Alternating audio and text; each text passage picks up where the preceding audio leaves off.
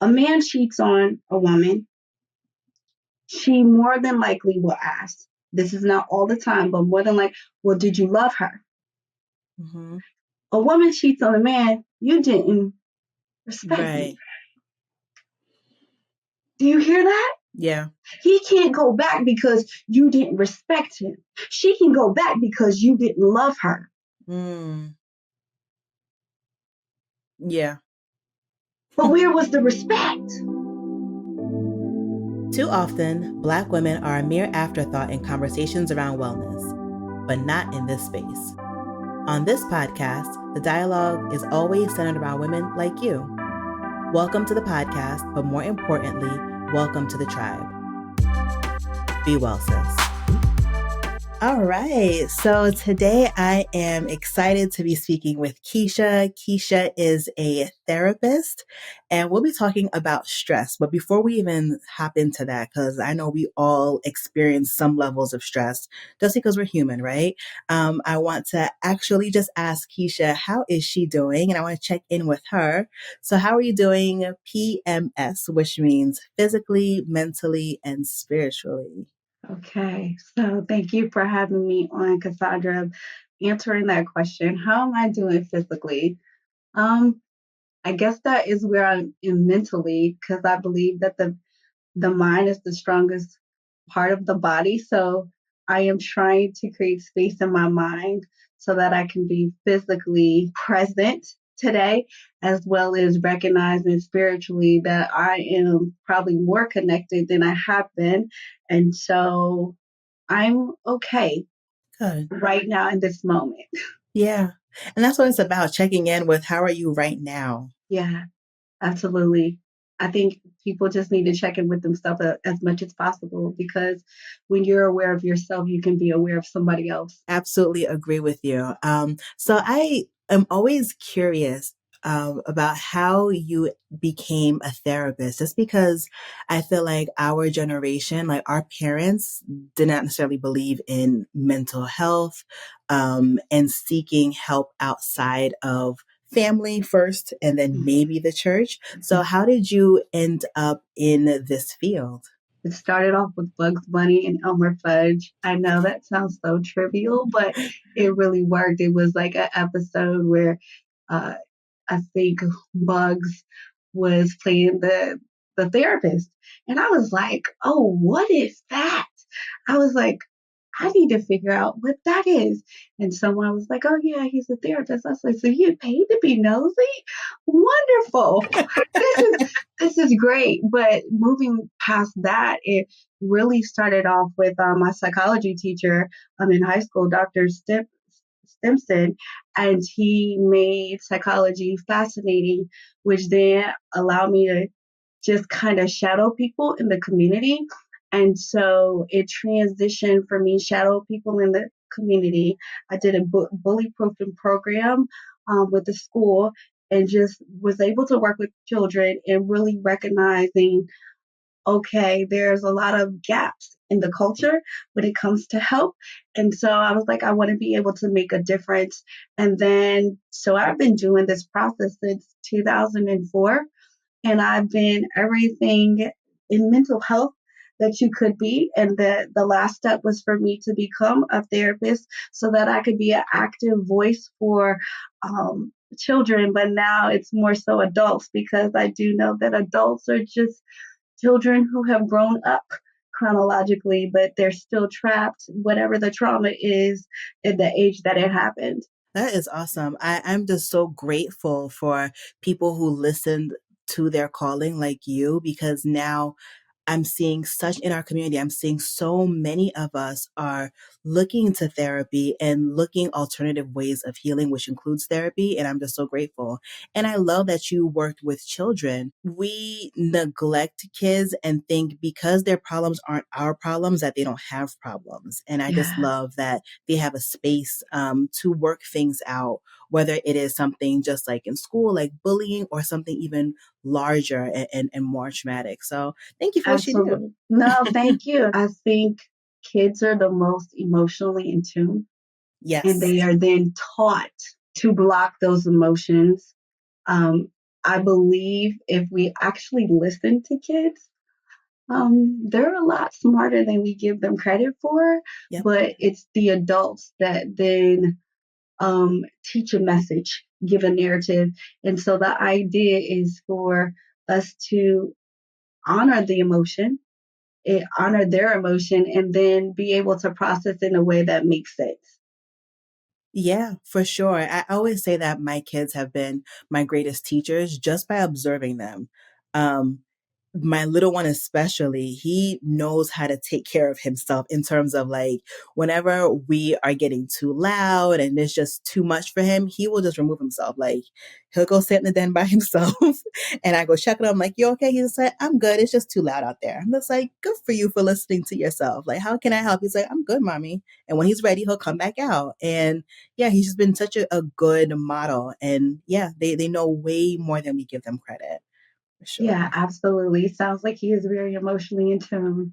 He Him and my is. son would probably get along very well because they're both emotionally attuned males, Mhm. right? And Mhm. males with the culture, and so being able to produce that, right? Mhm. Then we have less aggression that comes out on the other end because I'm able to talk about my emotions and my feelings. I have 2 boys, so that's something that's really, really important to me as I'm seeing these conversations online about like what women are going through in terms of dealing with the opposite sex, whether it's romantically or just in regular life. I'm just like, oh Lord, how can I make sure that I'm cultivating and nurturing boys who become men who are helpful and not toxic. And Mhm, we talk mhm, a lot about our feelings here. We all have feelings. It is okay to have feelings. mhm. It's not girly. It's not this. It's not, we're not putting labels on things. It is being human. Like Yeah. it is okay.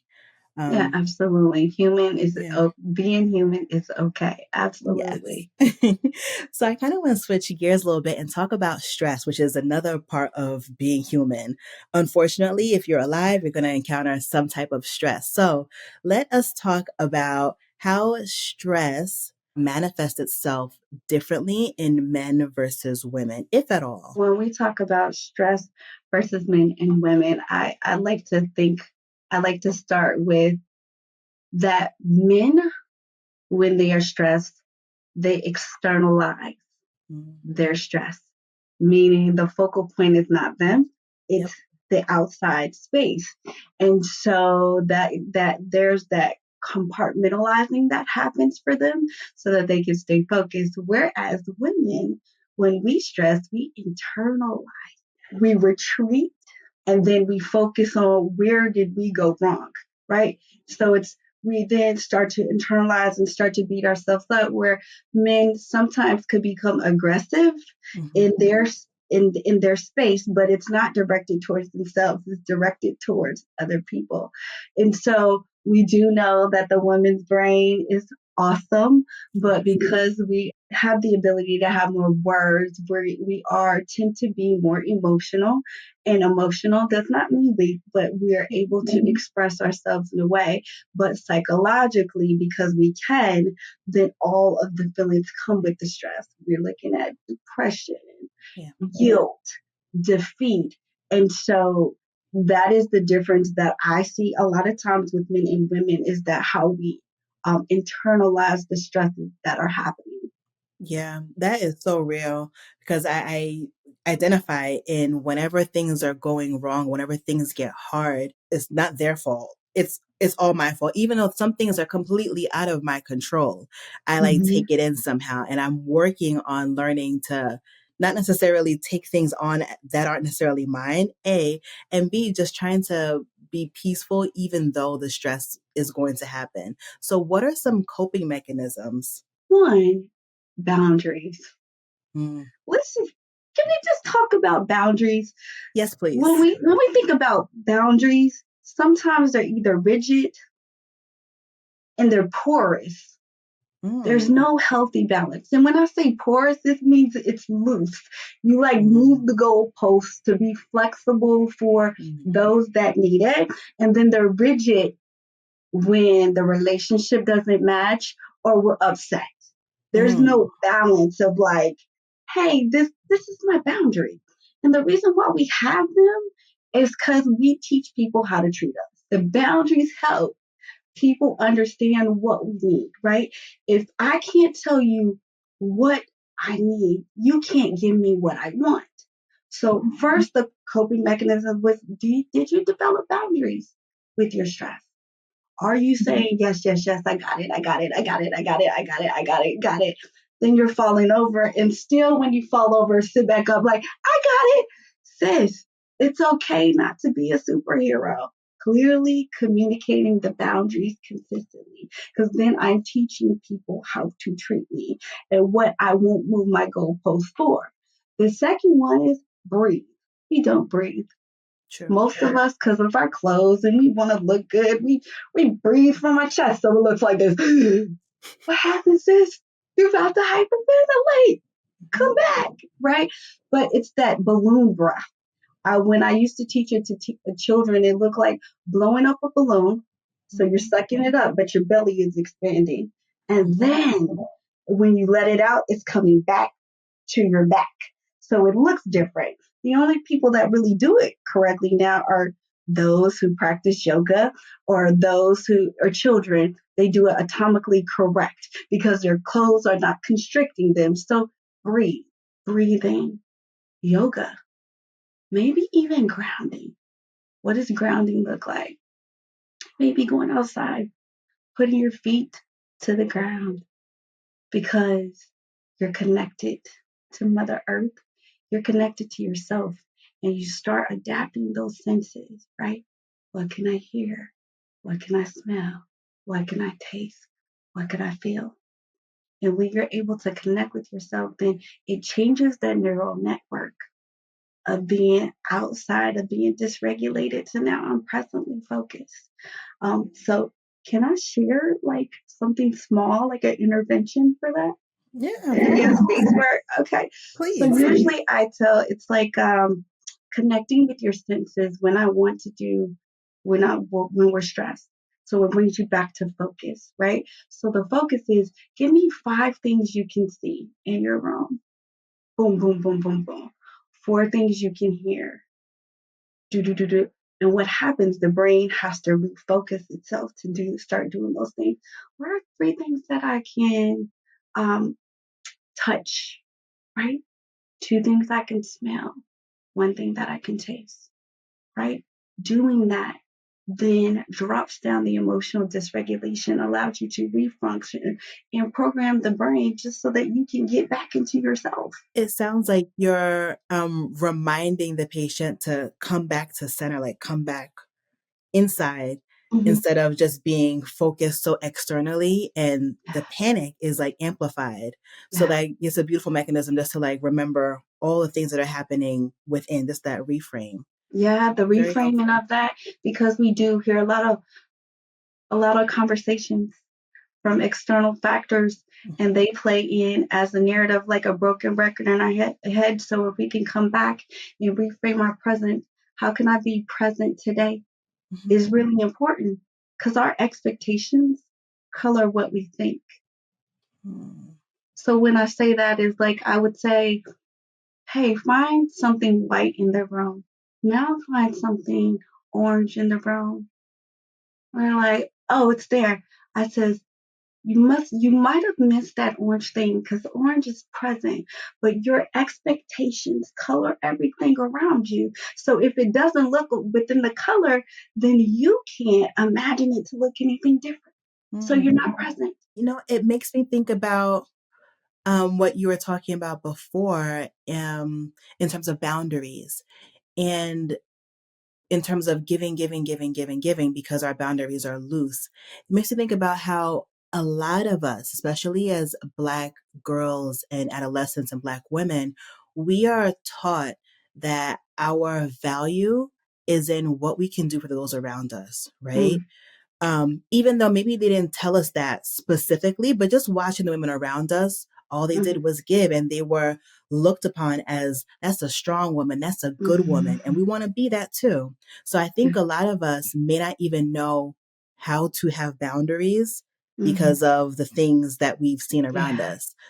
So how do we establish boundaries? Societal norms have taught us that you have to be strong, right? and these gender expectations, and what does the boundary look like when you're supposed to take care of other Yep. people, right? But to understand, you can't take care of them if you are not well, True. right? And so, what does the boundary look like? Find an find an example, because some of us don't have the definitions around boundaries just because of what we're taught. Find an example that feels comfortable for you. Oh, I've Mhm. seen sister such and such demonstrate not talking after 10 o'clock because that is her time, right? Okay, fine. Well, then I get, well, what if my mom calls at 10 o'clock? Do I just say no? No, because we're taught to honor mother and thy father, right? We're taught that. But what you can say is, hey, mom, I love you. And I want to be completely present with you. But at 10 o'clock, I'm not.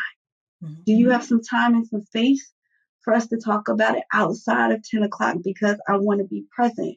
And letting somebody know that you want to be present makes them feel seen, heard, and validated. So then they are more likely to participate in the boundary if they know that they're going to get you more presently. Hmm. That's a good point. Yeah, So, yeah, that's a really good point. I appreciate you highlighting that because I think a lot of us struggle with articulating our boundaries because we're scared of the pushback that we'll get, but we don't tell the person what's in it for them, you know? And right, sometimes we have to do that. right, it's a reinforcement, right? Like, if you give me this, then this is what it looks like for you. And so it's that buy-in, that partnership of like, hey, we're in this together, we're Hmm. on the same side, but I need to be in tune with me before I can be in tune with you, because then I'm no good for you. Truly, truly. Yeah, that really good point. In terms of, we've been talking about so womanhood, right? And all the Mhm. expectations. So how do you address balancing the multiple identities that we have, the multiple roles that we have in our everyday life? And yeah, just being fulfilled and well while juggling all of the different hats. Oh, so you are speaking to me right now.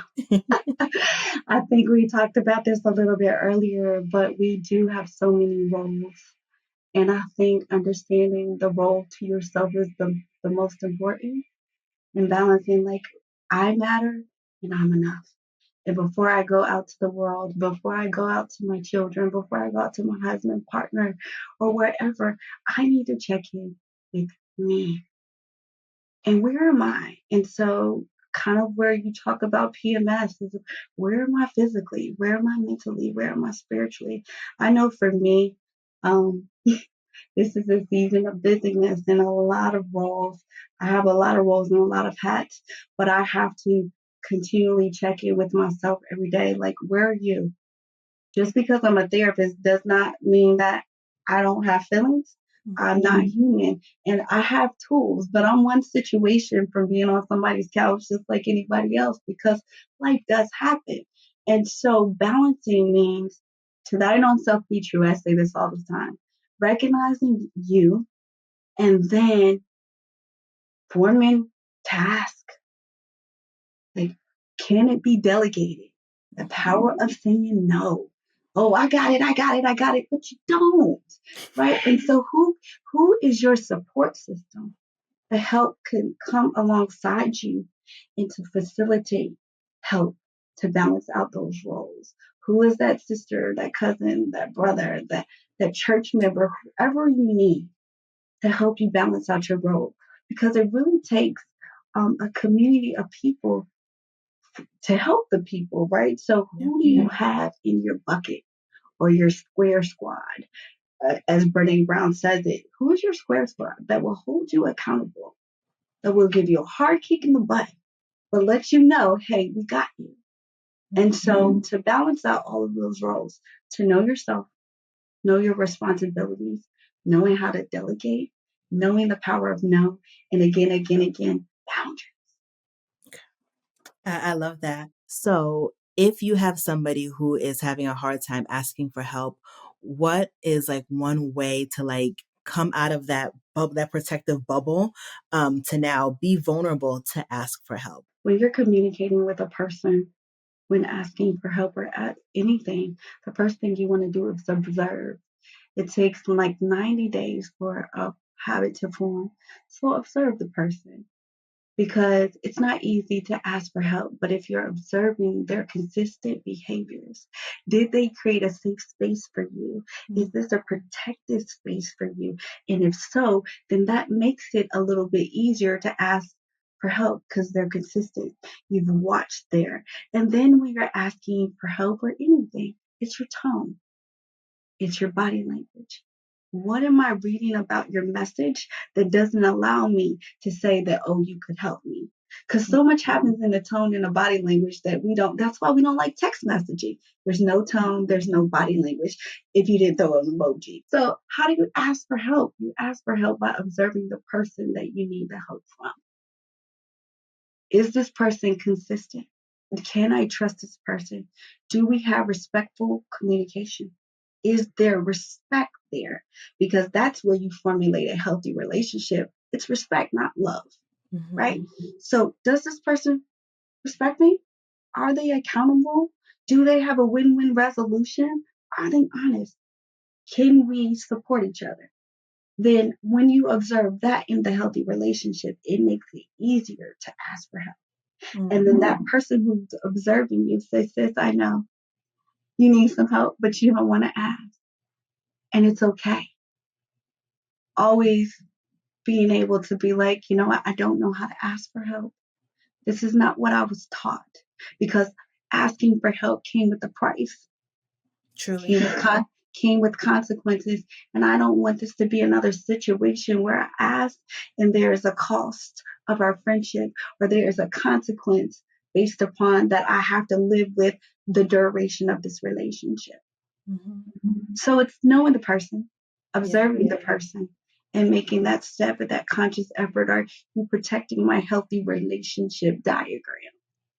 You made a distinction between love and respect. So for those who are listening, okay, well, what's the difference? What's the difference between love and respect? Yeah, so when I think about respect, it's something that you give like to a coworker. Relationship definitionally, right? Respect is accountability, a safe space, trust, um, judging, like not having a judgmental conversation, win-win resolution, asking, not expecting, right? And it's different from different people with examples, but the basis of a relationship is respect. Like love, the feeling, quote unquote, is based upon actions. If a person respects you, they'll do the actions that bring about the feeling, right? Spiritually, we know that love is patient, love is kind, love is not rude, self seeking. But if you look at that, there's no feelings associated with it. They are all actions that drive out a feeling. Oh, somebody loves me. Well, what? Do you feel loved? Well, you don't feel love because there's no action to support. So respect is actions, just like love is actions, but most people definitionally think love is a feeling, not an action. Where respect is an action, actionable steps to make me feel love. Yeah. Ooh, that is good. That is good. And I think a lot of us need to revisit those distinctions and how they intertwine as well. And if you think about, say, we'll talk about adultery or somebody cheating. A man cheats on a woman, she more than likely will ask, this is not all the time, but more than like, well, did you love her? A woman cheats on a man, you didn't respect me. Do you hear that? Yeah. He can't go back because you didn't respect him. She can go back because you didn't love her. Yeah. But where was the respect? Because if you respected me, you wouldn't do it. To begin with, right. To begin with. Right. Yep. So then you need to ask, like, do I really want to be loved? Because I want to be respected. Then if you respect me, then your actions will show that you love me, and then I can have the feeling. Such good food for thought. Such good food for Come thought. talk to me. Talk to me. I'm thinking about so many things right now. I think when we talk about relationships falling apart, for women, I think it's what's first causes us to like start to draw away emotionally is because we feel like the respect is gone. And then all the other things will trickle down. They say that when women uncouple, like we retreat, like the decision is made in our head and our hearts way before we actually like physically decide to end the relationship. So my mind's like on a tangent. Yeah, no, I love the tangent, right? Yeah, like the respect is gone, but it started with the feeling being gone. Like I don't feel loved. Mm-hmm. You hurt me. We're disconnected. Mm-hmm. But neither one of those resembled, like, if you respected me, could you talk to me that way? Right. Do you talk to your coworkers that way? What do you talk to your friends that way? What about that relationship that you hold so important Mm-hmm. that you won't cross the line? Mm-hmm. Right? A lot of times when people couple or go through that uncoupling, it's like you stop asking and you start expecting. Mm-hmm. What I needed when you first met me is not what I need now. Yeah. Recognize my change, recognize my differences. But a lot of times when you hear arguments or the uncoupling part, it's like, you used to be this way. Yeah, I used to be that way. I didn't have kids. I used to be that way. I didn't have a career. I used to be that way because you were all that mattered. Mm-hmm. You still matter, but I choose me first. Mm-hmm. Yep. I choose to respect myself first, then love myself. And if I have a healthy relationship with myself, then the boundaries in which I set, the goalposts won't move. And I think the relationships that stand the test of time, if that's what they want to do, I think both parties always, regardless of how they may feel about one another, because that fluctuates sometimes, they're always going to respect the other person. So they won't speak to them a certain way. They won't do certain things either in front of their backs or behind their backs. That respect is maintained, that even though, like, I may not be feeling it for right now, but like we can work to get back to where we were before. As long as the respect is not off the table. Because when you met me, you respect me. When you met me, you would do the things that caused the relationship to grow. Now we just forgot. How do we forget? We forget to pay attention. Yep. And women, we forget to pay attention to ourselves because we are so used to paying attention to everyone else. Absolutely. That you don't even realize that you have become the enabler. Yep. Absolutely. You have become the rescuer, but who's there to rescue you because you don't know how to ask for help? And so it's like checking with yourself. Build out boundaries. Tell people how long you have to talk. And it's not because I'm being mean, but anything that costs me my peace is too expensive. Truly.